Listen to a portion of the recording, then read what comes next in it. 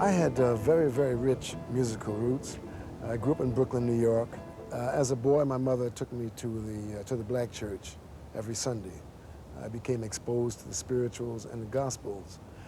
My father had music in the house from Louis Armstrong to Billie Holiday to calypso music from the West Indies, and also Afro-Cuban music. In addition to that, during that period, speaking about the late 30s and the 40s, growing up in Brooklyn, there was no such thing as discos. Music was live. So even walking the streets, you would hear small groups playing in small clubs. There were always big band rehearsals at ballrooms in Brooklyn. So there was just a tremendous atmosphere of live music. And in Brooklyn, too, it wasn't just the clubs. I want to point that out. In Brooklyn, there was a certain and a very special kind of love for the musicians.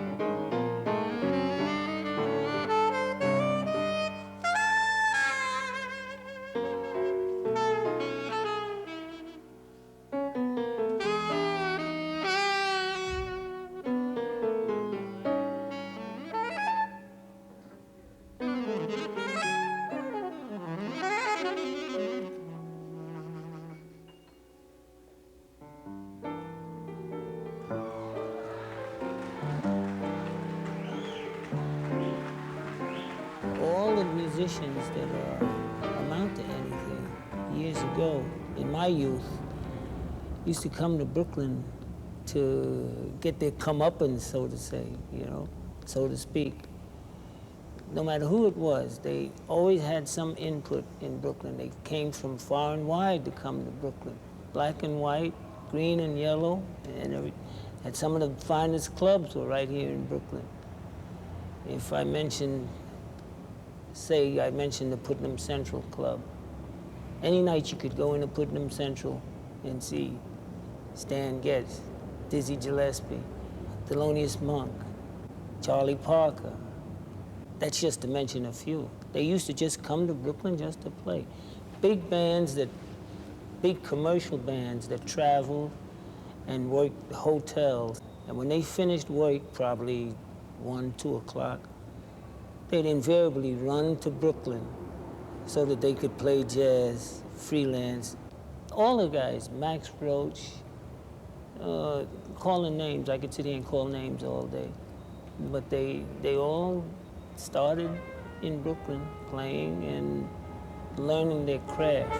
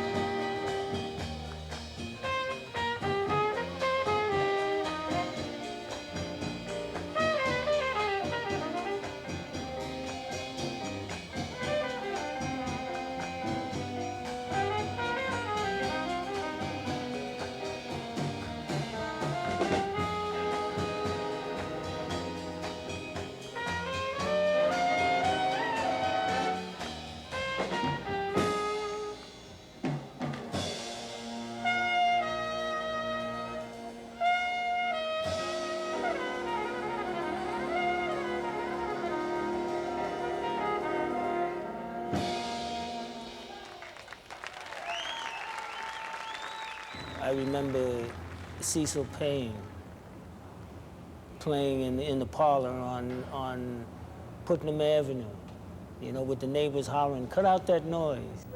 Could you think what would evolve from that over the years?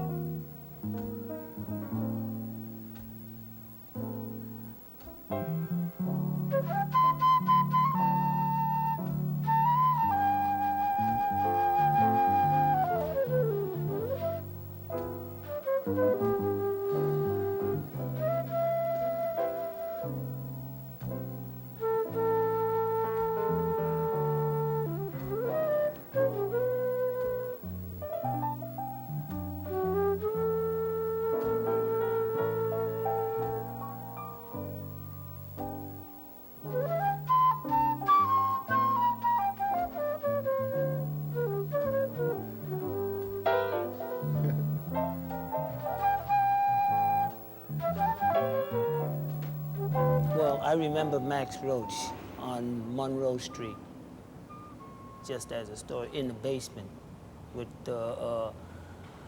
military drumsticks, great big drumsticks that look like baseball bats, banging on the drums, you know, Max Roach. Can you picture Max Roach at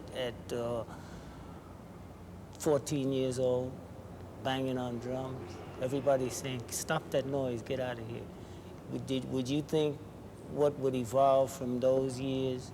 This next piece is something that I learned when I was living over here in Brooklyn, and I used to run to the Apollo Theater when Subways was a nickel. And watch, you remember that? I remember when Willie Jones and Leonard Gaskin and Ray Abrams and Cecil Payne and Ernie Henry and Randy Weston. Now, these are all the Brooklyn guys, you know? We used to sneak over to the Apollo Theater on Saturday with our lunch and stay all day, come home after 1 and 2 o'clock a.m. in the morning and get whipped. But we spent our time watching people like the great Count Basie, when Lester Young and Herschel Evans and Walter Page and Joe Jones and Raz Mitchell with the Savoy Sultans. You remember all these folks? Jimmy Lunsford. Ooh. In any case, I'm going to play something that I saw the great Joe Jones with the Count Basie band at that time. He was one of the all-time great drummers, and he was especially proficient in the foot cymbal or the hi-hat. And I'm going to attempt to give you some of the things that I saw this great gentleman do. So, incidentally, this piece has been recorded on an obscure Italian label, so don't look for it in your local record shops. The title of the piece is For Papa Joe.